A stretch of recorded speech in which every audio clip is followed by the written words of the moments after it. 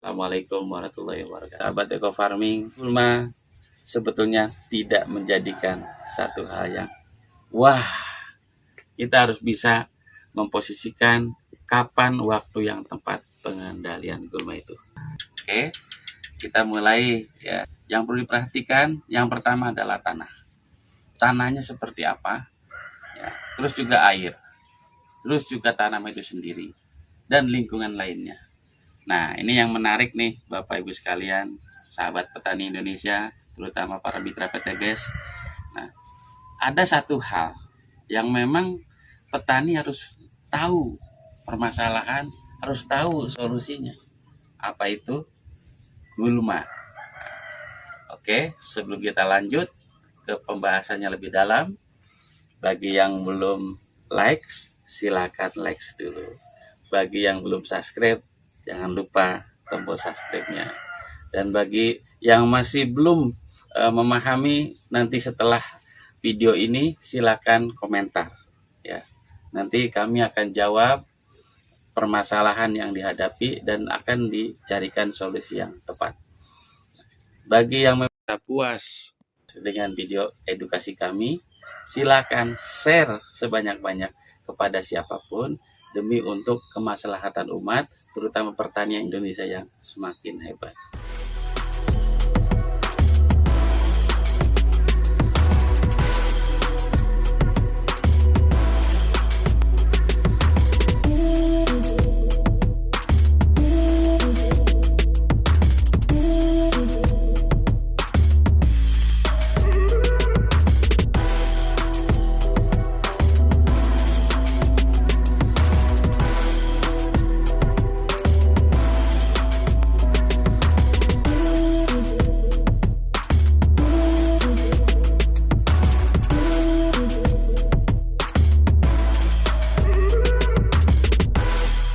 Sahabat petani Indonesia, sahabat Eco Farming, jangan dianggap sepele ya berkaitan dengan rumput.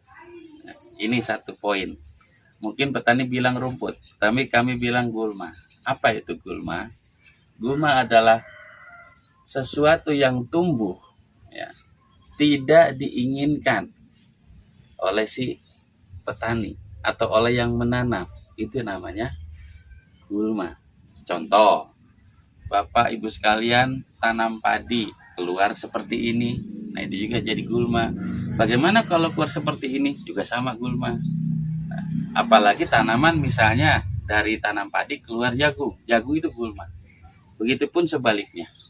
Oke, yang dimaksud gulma ada sisi positif dan ada negatif.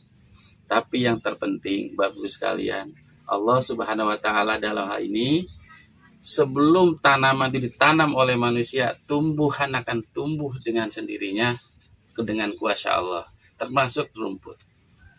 Kita lihat satu hamparan ya, baik itu tanah darat, mau tanah perairan yang berair maksudnya.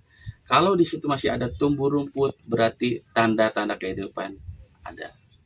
Kenapa? Karena rumput itu merupakan tumbuhan yang liar. Cuman ketika itu berdampingan dengan tanaman yang kita tanami, itu jadi masalah bagi petani. Kenapa? Karena rumput akan mencuri nutrisi yang diberikan oleh petani itu sendiri. Oke, kita akan melihat ada sisi positifnya begini.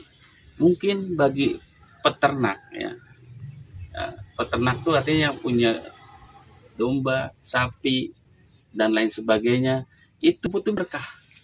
Kenapa? Karena makanan dari domba. Nah, salah nih, ini kan rumput biasa nih yang biasa di pematang sawah atau di mana-mana, termasuk juga ada rumput. Nah, ini juga yang berkah buat para peternak. Ini namanya rumput odot. Ini protein tinggi sehingga untuk kualitas daripada daging itu akan semakin baik. Ini rumput ini justru menjadi berkah buat peternak. Dan ini manfaatnya luar biasa ya. Ini mulai dari daun, akarnya. Ini cara tanamnya mudah sekali, cukup diambil batang bawahnya, ditancapkan. Nih bekas batang atas tadinya, ini kan bekasnya ditumbuh lagi, itu bisa. Yang kedua, rumput ini pun sekalipun memang kalau dibandingkan dengan ini ya, ternak akan memilih ini daripada ini. Nah, tapi semua rumput itu ada sisi berkah. Selain jadi pakan, ini menjadi penahan erosi. Bahkan di pematang sawah saja, kalau tidak ada rumput, itu mudah kena air, akan tergerus. Tapi kalau ada rumput, itu ditahan. Jadi itu penahan erosi. Itu manfaat berkahnya. Nah, yang berikutnya, rumput juga ya, itu memberi satu tanda atau satu sinyal bila mana di tanah tersebut tumbuh rumput dengan daun-daun yang kecil atau sebut ramping. Ini menunjukkan bahwa tanah itu memiliki pH yang rendah. Lain cerita kalau misalnya tanah itu tumbuhnya dengan rumput yang berdaun lebar, ya. Ini menunjukkan tanah itu pH-nya agak sedikit lebih baik daripada ditumbuhi ini. Artinya pH-nya lebih baik. Berkaitan dengan rumput, ya. Tentunya kita sebagai petani harus paham bagaimana pengendalian rumput yang efektif, ya. Nah, yang pertama dan yang harus dilakukan adalah pengolahan tanah sempurna. Bahkan dikatakan bahwa sebelum kita melakukan kegiatan olah tanah, bersihkan rumput dulu, baik dengan mesin maupun dengan cara di manual. Intinya rumput itu dibersihkan dulu sampai ke akar-akarnya. Ingat, jadi kalau rumput masih ada akarnya nih, misalnya dipotong ini akan masih ada di dalam tanah, ini akan tetap tumbuh lagi. Makanya kita harus digali sampai akarnya tercabut, akan dibersihkan. Nah, itu kunci pertama saat kita bertani, kita harus bersihkan rumput sebelum olah tanah. Insya Allah dengan ini rimpangnya, entah itu akarnya habis di situ, kemungkinan tumbuh laginya pun akan lebih lama. Nah, memang jujur para petani Indonesia, banyak petani ngambil instan. Kenapa? Main di racun. Di racun itu yang mati bagian ini saja, mungkin aja akarnya tidak. Ya, disinilah perlunya yang saya katakan, bersihkan rumput, bukan dimatikan. Oke, kalau dimatikan bisa saja, tapi kalau tidak dibersihkan juga jadi masalah. Nah, itu yang pertama ya, bahwa kita harus membersihkan rumput sedini mungkin sebelum olah tanah. Nah, kalau setelah kita olah tanah selesai, tentunya kita juga akan menanam nanti. Diupayakan, diusahakan, karena rumput ini liar ya, sehingga tanpa dipupuk aja dia bisa hidup lebih cepat. Bahkan kalau dibilang pencuri nutrisi yang paling handal, ini adalah rumput. Makanya hati-hati kalau kita sudah tanam, sebaiknya jangan biarkan rumput tumbuh satu diabaikan. Karena akan jadi masalah kalau sudah banyak. Bisa bayangkan Bapak sekalian, kalau udah bergerombol ini dengan satu beda nyabutnya kan. Nah di sini, ini dulu salah satu rumput yang sering jadi masalah. Ya. Nah, terus yang berikutnya Bapak sekalian, cara pengendalian ya. Kita anggap aja sudah tanam misalnya. Sudah tanam, mau tanam jagung, mau tanam padi, nanam cabai. Ingat, start awal dalam penanaman yang kunci keberhasilan bagaimana penanganan rumput. Di rumput itu akan berpacu tumbuhnya mana yang lebih dulu antara tanaman utama dengan tanaman rumput itu sendiri. Tidak ditanam aja, dia tumbuh sendiri, luar biasa. Yang kedua tadi ya, kita harus bisa mengendalikan sedini mungkin lah, intinya seperti itu. Caranya kalau untuk tanah darat seperti cabai, itu silakan setelah diolah tanah untuk menghindari persaingan di awal, silakan tutup dengan mulsa.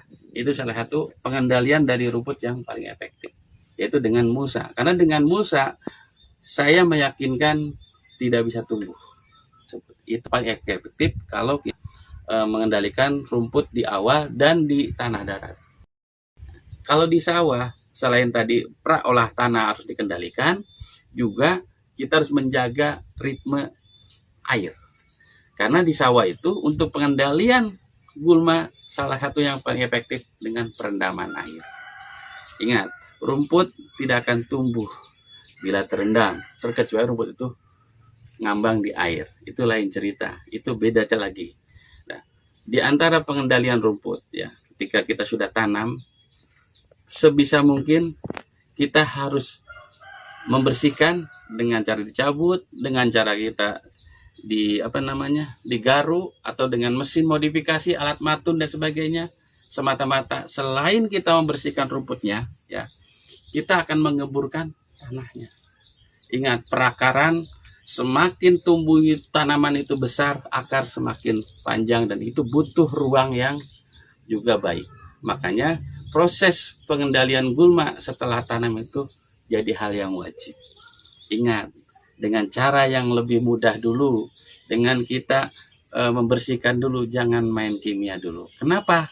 Karena dampaknya tentunya ada, ya, terkait dengan organik ataupun terkait dengan mikroba, terkait dengan lingkungan yang selalu dijejali dengan toksik ataupun residu-residu kimia. Nah, itu salah satunya pengendalian gulma setelah tanam. Sebetulnya gulma itu nanti pada waktunya, anggaplah persaingan tanamannya, anggap ini tanaman utama, ya.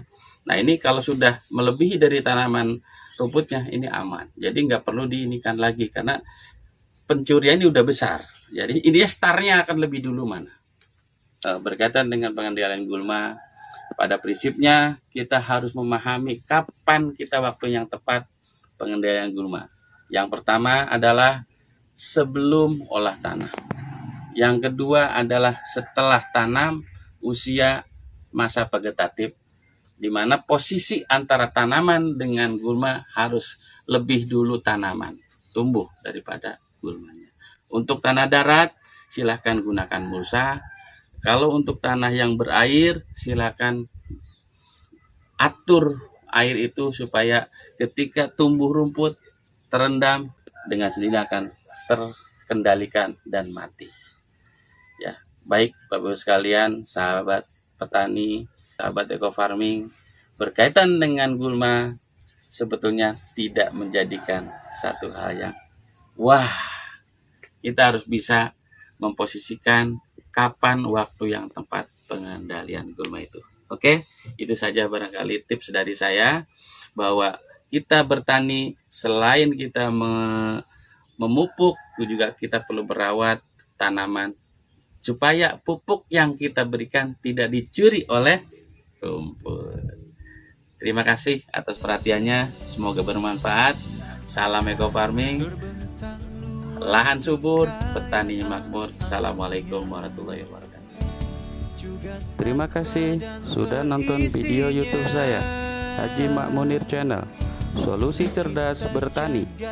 Terima kasih juga bagi yang sudah like, komen, share, subscribe, dan mengaktifkan lonceng notifikasinya. Bagi yang belum, silakan klik subscribe supaya terus bisa mengikuti informasi video edukasi media Suluh Tani Cerdas dan Terampil. Eco farming, lahan subur, petani makmur. Salam petani cerdas. Assalamualaikum warahmatullahi wabarakatuh.